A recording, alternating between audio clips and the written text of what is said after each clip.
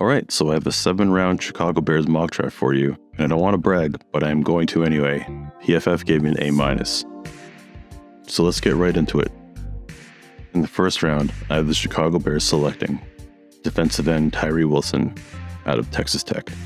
I did try to trade back, however, in this scenario 4 of the quarterbacks are off the board at this point.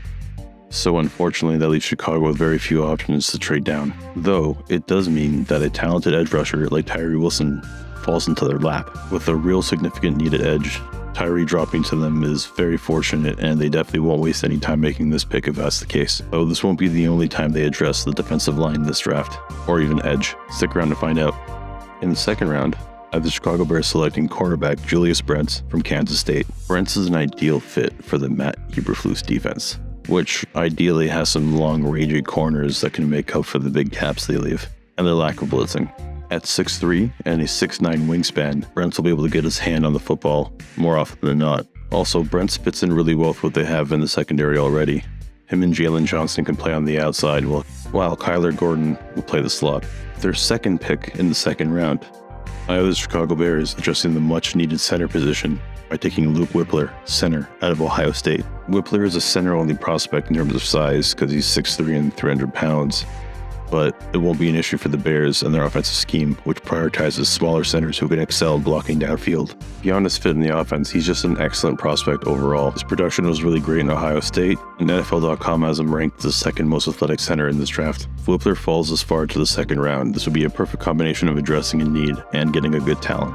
In the third round, I have the Chicago Bears once again getting a defensive end, this time Isaiah McGuire out of Missouri. It may seem a little early to go back to that well again, but if you look at their depth chart, it definitely is required. It doesn't hurt that McGuire is a good fit for the defensive scheme, and his power rush skills are likely to translate well to the next level.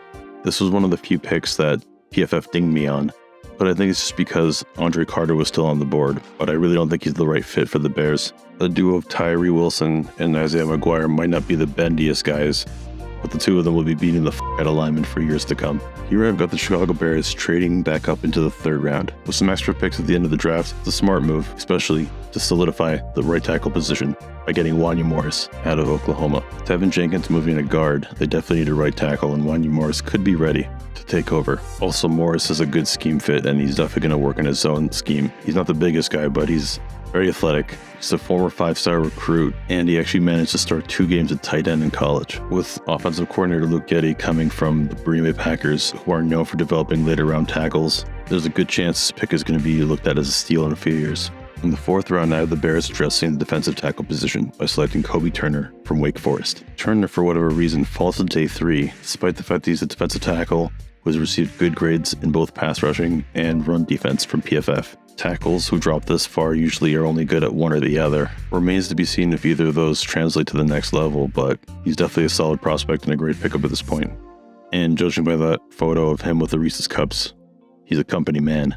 In the fifth round, I have the Bears taking wide receiver Parker Washington out of Penn State. Despite having already a pretty deep room after the DJ Moore addition, along with Chase Claypool, Darnell Mooney, and Equanimeous St. Brown, who factors in because of his run blocking, Parker Washington makes sense. Sure, you won't see the field much, but he's a really good fit thanks to his run after the catch and his willingness to block. So gets bonus points for saying he's going to go into sports medicine after his playing days are over.